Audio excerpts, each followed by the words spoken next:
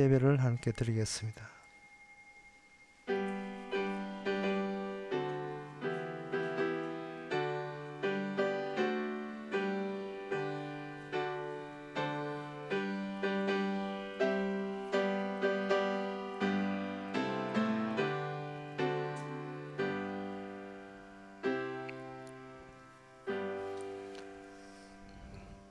내 영혼을 죄인과 함께 내 생명을 살인자와 함께 거두지 마소서. 저의 손에 악독함이 있고 그 오른손에 뇌물이 가득하오나 나는 나의 완전함을 향하오니 나를 구속하시고 긍휼히 여기소서. 내 발이 평탄에 서사오니 회중에서 여호와를 송축하리이다. 하나님의 자비가 함께 있으므로 그것으로 충분하게 완전함을 이루었기에 이 완전함만 증거하는 저희들 되게 하옵소서. 예수님의 이름으로 기도합나이다. 아멘. 찬송가 370장. 유집사님, 이거 한번 봐주세요. 여기 앰프 한번 봐주세요. 한번 봐주세요. 370장입니다. 일로.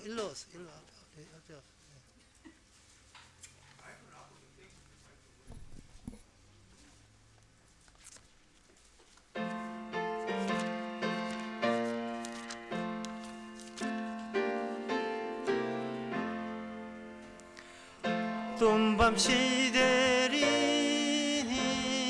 내 직분에 켜서 잔잇을 맺을 때에 적시 일어나 해 돋는 아침부터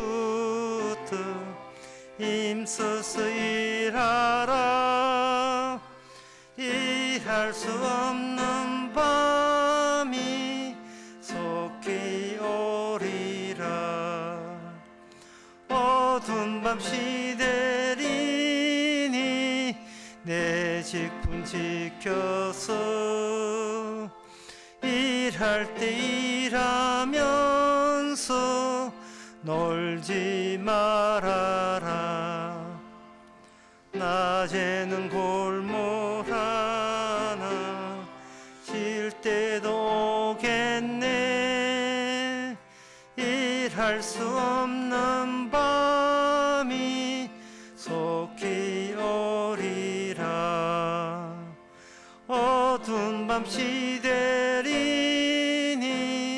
내 직분 지켜서 진흙에 빗긴 볕에 힘써 일하고 그 빛이 닿아여서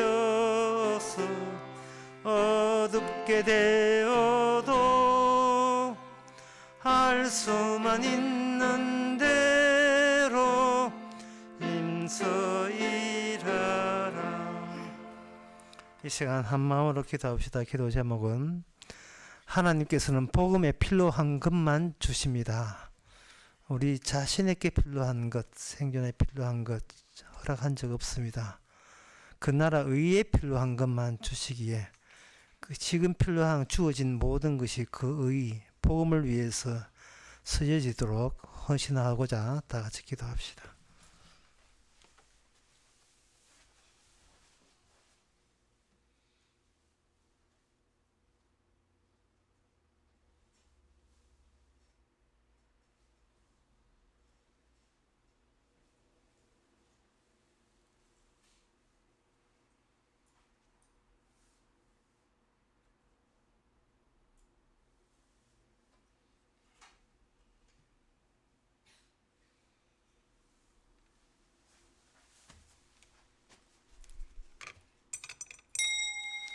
하나님 아버지, 내 생존에 필요한 것 주시지 않고 내 체면과 위신을 세우는 것으로 주시지 않고 오직 그 나라 의에 필요한 것만 주셨기에 우리 자신의 생각을 버리고 그 나라 의를 위해서 살아가는 저희들 되게 하옵소서. 예수님의 이름으로 기도합나이다. 아멘.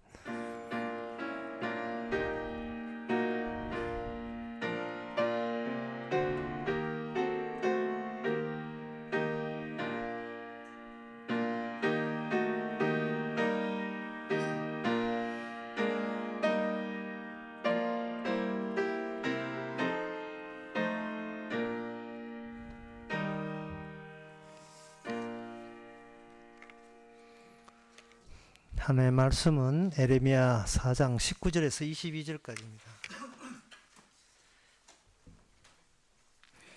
슬프다 아프다 내 마음이 속이 아프고 내 마음이 답답하여 잠잠할 수 없으니 이는 나의 심령 내가 나팔 소리와 전쟁의 경보를 들음이로다. 패망의 패망이 연속하여 온 땅이 탈취를 당하니 나의 천막은 호련히 파멸되며 나의 희장은 잠시간에 열파되도다. 내가 저 기호를 보라. 나팔 소리 듣기를 어느 때까지 할꼬. 내 백성은 나를 알지 못하는 우준한 자요 지각이 없는 미련한 자식이라. 악을 행하기에는 지각이 있으나 선을 행하기에는 무지하도다. 아멘. 예, 에레미야 선지자는 이스라엘 선지자, 유다 나라의 선지자가 됩니다. 이 선지자가 한쪽은 백성을 바라보고 한쪽은 하나님을 바라봅니다. 이스라엘이 아직 멸망하기 전이에요. 그러면 멸망하기 전이라는 말은 하늘에서 보낸 연락책이 파견되어 있다는 뜻이고 그 연락책이 선지자 에레미야입니다. 이 에레미야 이거는 사적인 이이다 이래 보시면 안 되고 하나님께서 그 현장에서 느꼈던 기분과 감정을 에레미야가 그대로 대변해 주고 있습니다. 슬프다, 아프다. 이거는 사람들만 느끼는 것이 아니고 하나님도 같이 느끼고 있습니다. 이것은 다른 이방 나라가 망해서 슬프고 아프고 아니라 이스라엘이 망해서 슬프고 이스라엘이 이방 나라한테 당해서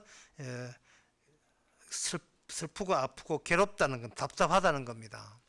근데 이런 이야기들이 인간의 입장에서는 참 이해하기가 힘들죠.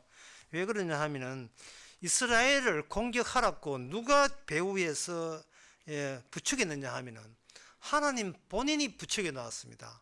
하나님 본인이 부추겨서 이스라엘을 망하게 해놓고 여기 와서 하나님께서 내가 아프다. 그러면 이거는 지금 짜고 치고 치는 고스톱도 아니고 스스로 어떤 일거리를 조작해 놓고 슬프다는 것을 의도적으로 유발하고자 하는 상황을 만들어 가시는 겁니다. 이거 왜 그러냐 하면은 하나님이 슬프다 한 그것을 선지자가 슬프다고 이어져야 되고 그 다음에 이스라엘 백성들이 선지자가 슬프면 하나님이 슬프면 나도 슬프다 라고 할 때 그게 진짜 이스라엘 백성들이에요. 이게 통해야 되는 겁니다. 벌써 선지자가 아프다 하는 것은 선지자가 일방적으로 하나님 편에 서서 냉정하기만 하는 것이 아니고 입장을 인간들 입장, 이스라엘 입장을 충분히 고려한 그러한 마음가짐을 에레미야가 지니고 있다고 봐야 됩니다. 그러면 여기서 슬프다 안 슬프다보다 더 중요한 것은 왜 이렇게 이스라엘이 망했는가? 그 이유가 뭐냐? 그거는 다른 나라가 더 나빠서 힘이 세서 이게 아니라 그동안 내가 나를 망쳤다는 사실을 이스라엘 본인이 몰라서 그래요. 하나님의 뜻을 위배하는 자가 남이 아니라 하나님의 백성으로 지목당한 우리 자신이 지금 하나님의 일을 방해하고 있다고 봐야 됩니다. 그거는 아주 간단한 조그만 예를 들면 금방 알 수 있는 거예요. 천국은 뭐냐 하면 나의 것을 용납하지 않는 동네가 천국입니다. 나 위주로 살아가는 세계가 천국이 아니에요. 그래서 천국에는 내 것 챙길 수가 없어요. 마태복음에 나오는 그 혼인잔치 할 때 거기에 참석하는 사람은 절대로 자기 일 바쁘다 하면 안 돼요. 임금님의 아들의 혼인잔치에는 이구동성으로 아무 소리 하지 말고 다 참석해야 돼요. 일방적입니다. 강압적이고 임금님의 기쁨에 참여하지 않으면 그 징벌을 당하고 진멸을 당하는 그것이 바로 천국입니다. 이 천국은 일체 인간의 사적이고 개인적인 욕구나 욕망을 허용하는 데가 아닙니다. 그렇다면 어떤 사람이 이렇게 교회에 나오고 그 당시에 이스라엘 사람이 어떤 사람이 이스라엘 사람이라 할 때에 평소에 그 사람이 하는 행동이 누구를 위해서 행동하고 누구를 위해서 일하는지를 주시해 보면 알지요. 왜 일하는데? 이거 뭐 때문에 이런 말을 하는데? 니 뭐 때문에 그런 행동에 나서는데? 누구 좋아라고 하는데? 우리 가정을 위해서 나 자신의 기쁨을 위해서 한다. 그러면 뭐 땡 탈락이죠. 예, 그거는 천국과는 안 맞지요. 세상과는 너무 잘 맞는데 천국에 들어갈 사람으로서는 할 소리가 아니고 마음 가질 태도가 아닌 겁니다. 그래서 여러분들이 어떤 사람을 볼 때 그 사람의 천국 갈까 지옥 갈까를 어떻게 판별하느냐? 그럼 간단합니다. 그 사람이 하는 방향이 어디냐? 인생의 방향이 어느 쪽인가를 보면 돼요. 자기가 돋보이는 쪽으로 가게 되면 그거는 지옥이고, 자기를 파멸시키고 자기를 삭제시키고 소구하고 자기 생각을 잃어버리고 안 하려고 한다면 그거는 천국 쪽이고 그런 겁니다. 여러분들도 다 그렇게 살고 있지요. 이 말 괜히 했다. 인간은 바르게 살고 싶죠. 하지만 선악 논리보다 더 우선되는 것이 취향입니다. 나의 취향이야 선악이냐 어느 쪽으로 구분되느냐 어떻게 구분되는 거야. 취향이 더 근본적이고 기본적이에요. 머릿속으로서는 이게 된 줄 알지만 끌리는 곳은 취향이 끌리게 되어 있어요. 인간은 나를 위해 살게 되어 있습니다. 그래서 이 선지자가 바로 너희들이 이스라엘을 멸망하는 것에 대해서 선지자는 하나님께서 굉장히 슬프게 바라본다. 왜? 본인들이 그 취향에 문제가 있고 본인들이 하늘나라와 안 맞는 태도를 하면서 자기 자신이 자기를 구원을 방해한다는 사실을 모르고 있다는 것이 슬프고 아프다 이래야 되는 거예요. 그러면 하나님의 그 대책이 있어야 되는 그 대책은 뭐냐? 예레미야 31장 33절에서 34절에 보면 이렇습니다. 마지막 날에 내가 언약을 다시 세울 텐데 그 언약은 뭐냐? 나의 법을, 그게 하나님의 마음이죠. 하나님의 심정이죠. 하나님의 심정을 돌판에 새기는 것은 끝났고요. 아예 너의 마음속까지 쑥 집어넣겠다는 거지. 쑥 집어넣는 거예요. 예, SISG 이게 너무 해가 이제 식상하다. 쓱 집어넣는 게, 이 쓱이라는 말을 자꾸 쓰는 이유가 집어넣어야지 어떻게 한번 받아볼까, 어떻게 내 거 한번 챙겨볼까라는 이 나의 사전적인 그 예상을 무력화시키고 그냥 일방적으로 집어넣는 거, 그걸 저는 쓱이라고 표현하고 싶습니다. 그냥 들어오는 거예요. 그냥 허락도 없이 난데없이 무작정 주님이 쳐들어오는 거예요. 우리 마음속에. 그래놓고 집어넣었다. 내 마음 집어넣어서 너 이제부터 이스라엘이야. 그러면 네가 행동 하나하나가 하나님이 얼마나 아프고 쓰리고 슬퍼하는지를 네가 같이 공감해야 돼 라는 그러한 관계에 돌입되게 됩니다. 이제는 하나님과 떨어질 수가 없지요. 뭐 짝대기가 쑥 들어가 버렸으니까요. 그래서 이거는 뭐 우리는 우리 취향대로 우리 마음대로 내 뜻대로 살고 싶죠. 하지만 집어넣은 짝대기가 휘저버리거든요. 네 인생 네 마음대로 안 돼. 하나님의 언약 마음대로 돼. 그 언약이 뭐냐? 너희 그들 속에 그 마음을 기록하여 나는 그들의 하나님이 되고 그들은 내 백성이 될 것이다. 개인적인 인생관 끝났어요. 예. 나와 내 가정을 위한 삶 없습니다. 예. 자식들 장가 시집 보내고 우리는 우리끼리 살자 없습니다. 끝났습니다. 우리끼리 하는 거 없습니다. 예. 우리 민족은 북한에서 하는 언론 매체가 우리 민족이고 우리 민족끼리고 여기는 없어. 그냥 일방적으로 다루십니다. 마치 옛날에 이스라엘을 다루듯이 오늘날 성도를 그렇게 다루시는 겁니다. 예, 그렇다면 우리가 알아야 될 것은, 그럼 왜 하나님께서 이스라엘을 그냥 애초부터 그렇게 쑥 들어오면 되는데 왜 처음에는 하나님께서 그냥 방치하시는가? 그것은 하나님께서 개인에 대해서 일체 아무것도 기대하거나 묻지 않기 위한 배려입니다. 그걸 어렵게 말해서 하나님은 다윗 중심으로 왕 하나 한 분의 중심으로 나머지기는 종속되게 하시는 거예요. 어떤 그 마술사가 있는데 그 마술사가 마술한다 해놓고는 그 무대에 조수하고 뭐 몇 가지 기구만 나오고 마술사는 눈에 보이지 않습니다. 그래서 그 관람객들이 이 마술사도 없는데 뭐 마술이 될까 했는데 저기서 음성이 들립니다. 조수 아가씨 저걸 이렇게 옮기세요, 저렇게 하세요. 음성만 들리는데 이게 마술이 돼요. 마술사 없는 마술, 소리만 있는 마술. 이걸 어떻게 하느냐, 주께서 우리 마음속에다 집어넣고 우리를 주님의 마술 조수로 만들어버린 거예요. 그러면 다른 사람이 뭐라 하냐면은 너에게 하나님의 계심을 보여라 뭐 이래 하겠죠. 뭐 보일 게 있어야 보이면, 너 죄 짓는 건 나밖에 안 보이는데 뭘 보여? 근데 우리가 죄 짓는 육신밖에 안 보이는데 뭘 보입니까? 주께서는 마술사 없는 마술사로 음성으로 우리 내면의 음성, 그게 새 언약이죠. 우리의 성령의 음성으로 조정하기 때문에 그거 뭐 남한테 이렇다 저렇다 뭐 말을 할 수가 없어요. 꽃감 못이라고 꽃감 맛이라고 이야기했는데 뭐 어떻게 그걸 그 마음을 어떻게 보이란 말입니까? 대장금에 나오는 대사 중에 하나죠. 예? 자, 꽃감이 홍시입니다.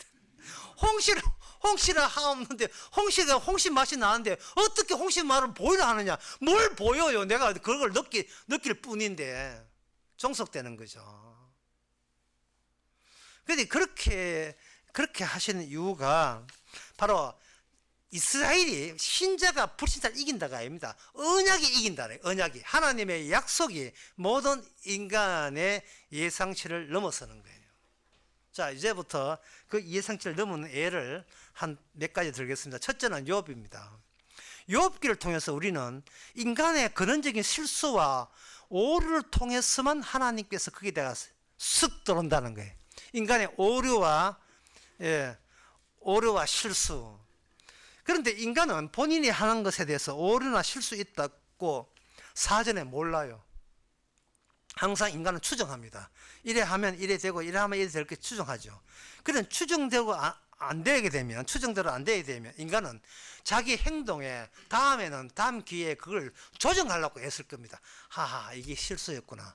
아, 여기 요런 요소를 내가 빠뜨렸구나. 그런데 그게 보통 인간 같으면 그게 용납이 되는데 욥에게는 그게 용납이 안 돼요.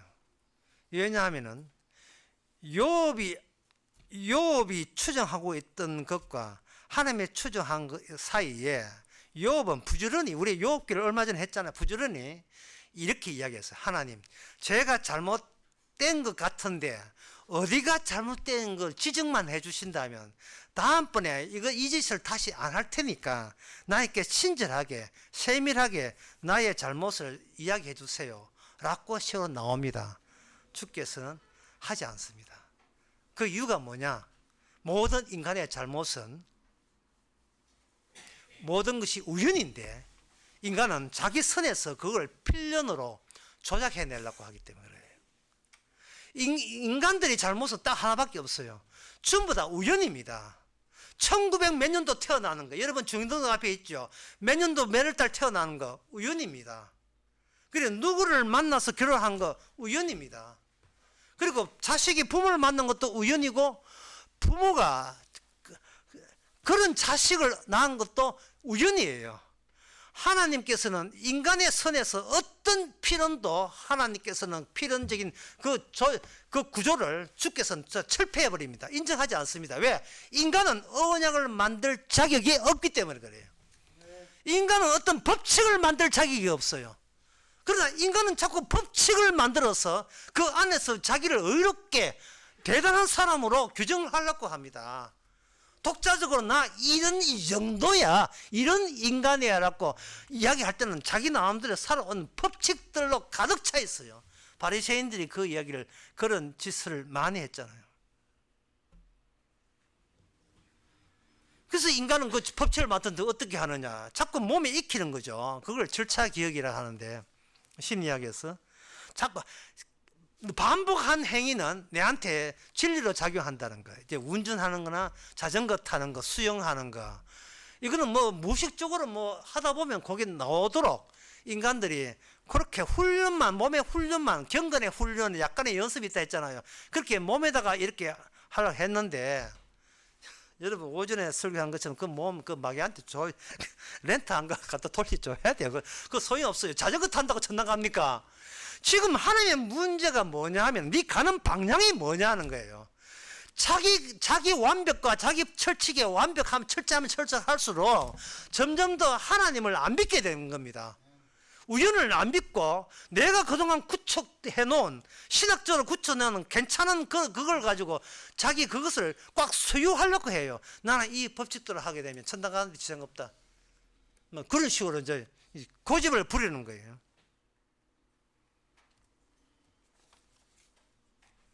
그렇다면 그런 경우를 해가지고 이스라엘도 사실은 그런 경우를 거쳐왔지요. 사사기 6장에 보면, 길기 때문에 이제 짧게 그냥 요약해 드리겠습니다. 또 오후 준비도 2부 순서 있기 때문에 짧게 하기면 이렇습니다. 사사기 6장에 보면 난데없이 그냥 쓱 들어온 거예요. 난데없이 그냥 기드온에게 찾아온 거예요. 천사가. 천사가 찾아와서 부셔라. 너 동네 중앙에 바알 아세라 있는데, 아세라상 바알상 있는데 그거 부셔라. 낮에 부셔라. 이렇게 했습니다. 그렇게 하니까 우연이잖아요. 근데 지금 기도원의 필요는 뭐냐? 반간 일하는 거예요. 이거는 몸에 배긴 절차 기억이 딱 돼가지고 절차대로 순서대로 이렇게 아침에 일어나가지고 이렇게 그 반간 일을 하는 거예요. 막 떡집이 새벽에 나가 떡 하는 것처럼. 떡집 한 40년, 50년 해보세요. 뭐 자동적으로 다 아침에 나가지고 쌀을 물에 부르고, 그 자동적으로 하듯이 뭐든지 자기 종사하는 일이 하나의 법칙과 필연적이 돼가지고 짝짝 그거 하게 돼 있어요.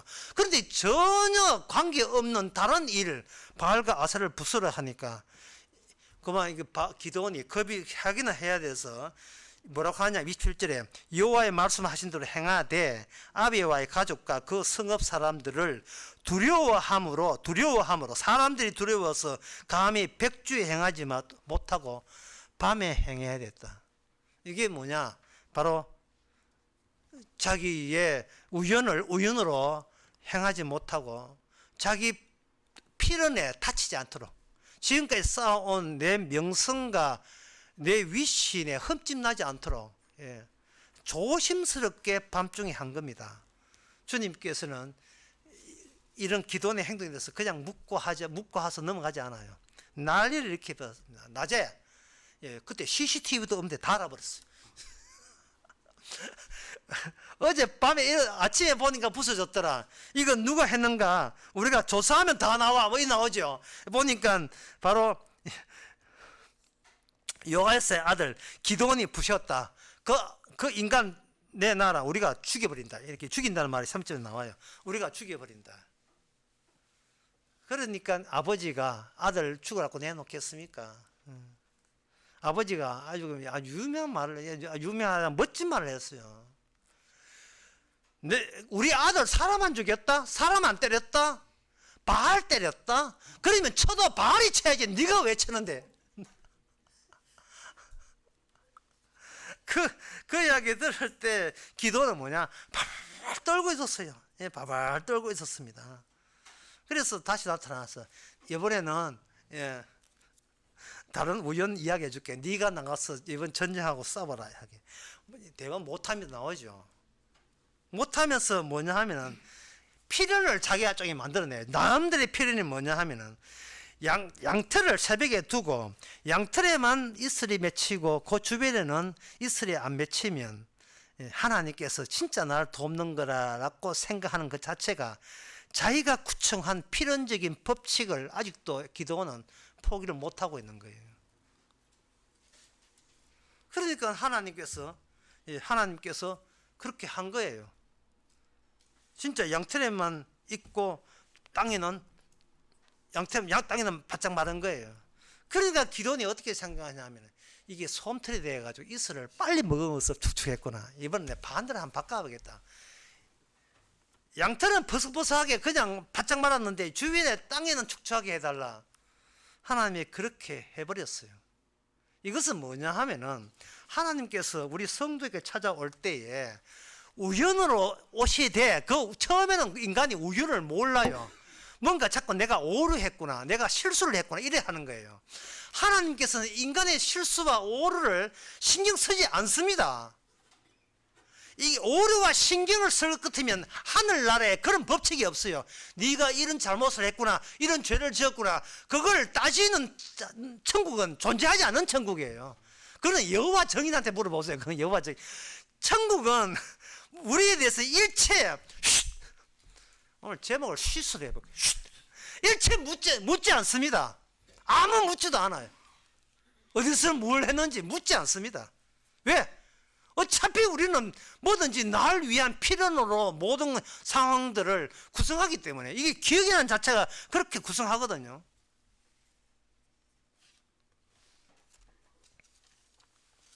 하나 예를 들어 봅시다.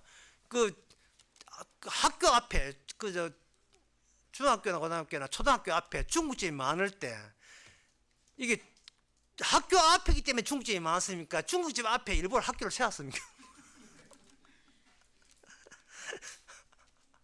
세상에 학교가 중국집 앞에 세우는 법이 어디 있어요? 아이고 중국집인데 이 학교 세워야 되겠다. 교육청에서 그래 나오는 거 아니잖아요. 학교 세우고 난 뒤에 그 교사들하고 애들 먹으라고 사장을 시키시면 내가 중국집 세운다고요. 우리는 하나님의 필연을 몰라요. 모르는데 필연이 인간 내부 우리 마음속에 집어넣으면서 교체가 돼야 되죠. 내가 내 체면과 위신과 밥 먹고 살기 위해서 만든 그 필연과 그딴 거 내가 안 볼게. 그러니까 묻지도 않을게. 그거 완벽했느냐 내가 따질게. 주님의 중심에 완전한 필연 언약입니다. 약속을 우리에게 집어넣는 거예요. 그렇게 해서 하나님께서는 구원한다 이 말이죠. 그럼 제 이야기를 왜 하느냐? 기도는 에레미야가 아닙니다. 아직 바들바들 떨고 있어요 지금. 예. 그런데 에레미야는 예수님의 십자가에 시대적으로 더 가까워요. 가면서 하나님의 마음을 그냥 햇때를 치는 게 아니고 아예 마음 자체를 에레미야가 품고 그 시대에 일찍 온 메시아로서 그 시대에 하나님의 아픔을 에레미야가 대변해 주고 있습니다. 하지만 에레미야도 아직도 미안이죠. 요만큼 남아있어요. 그러면 신약에 우리의 성도는 뭐냐? 우리는 알지요. 예, 천국 만들고 우리는 중국집이라는 사실을. 예, 이미 천국이 있기 때문에 있다는 그 사실, 그게 완전한 거룩, 피로 말미암아 거룩함을 입은 완전한 거룩, 완전한 성도, 완전한 백성, 그걸 증거한다고 우리로 하여금 이 땅에 살게 하신 겁니다. 이제는 에레미야의 언약 정도에 아예 십자가에 다 이루었다가 우리 안에 있어서 수시로 우리의 필연을 주께서 우습게 만들 때 도리어 이거는 마술사 없는 마술을 부리고 계시는구나. 어떤 경우라도 십자가만 증거하는 저바죠. 여러분 되시기 바랍니다. 기도하겠습니다. 하나님 아버지, 우리 자신을 믿지 않게 하옵소서. 우리 자신의 완벽함을 자랑치 않게 하옵소서. 따로 이미 완벽한 조건이 다 갖추어졌는데도 불구하고 내가 완벽해야 된다는 이 오만을 우리가 스스로 발각당하게 하여 주시옵소서. 예수님의 이름으로 기도합나이다. 아멘. 찬송가 364장 합시다.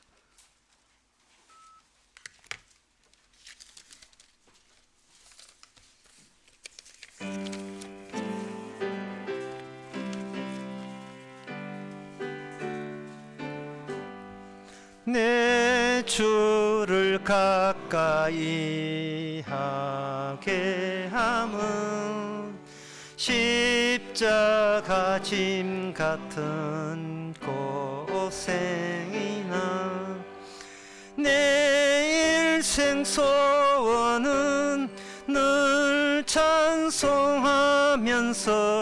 주께 더 나아가기 원합니다.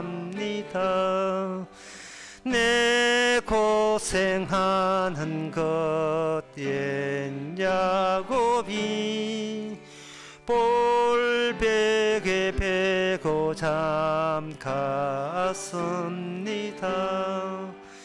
꿈에도 소원이 늘 찬송하면서 주께 더 나아가기 원합니다. 천성에 가는 길 험하여도 생명길 되나니 은혜로다. 천사 날 부르니 늘 찬송하면서 주께 더 나아가기 원합니다. 야곱이 잠 깨어 일어난 후 돌단을 쌓은 것 본받았어. 숨질 때 되도록 늘 찬송하면서 주께 더 나아가기 원합니다. 아멘. 기도합시다. 지금은 우리 주 예수 그리스도의 은혜와 하나님의 거짓 사랑과 성령의 충만하심이 작은 내 나이를 보지 말고 크게 일하시는 주님의 일을 바라보는 모든 성도에게 주 이름으로 축원하나이다.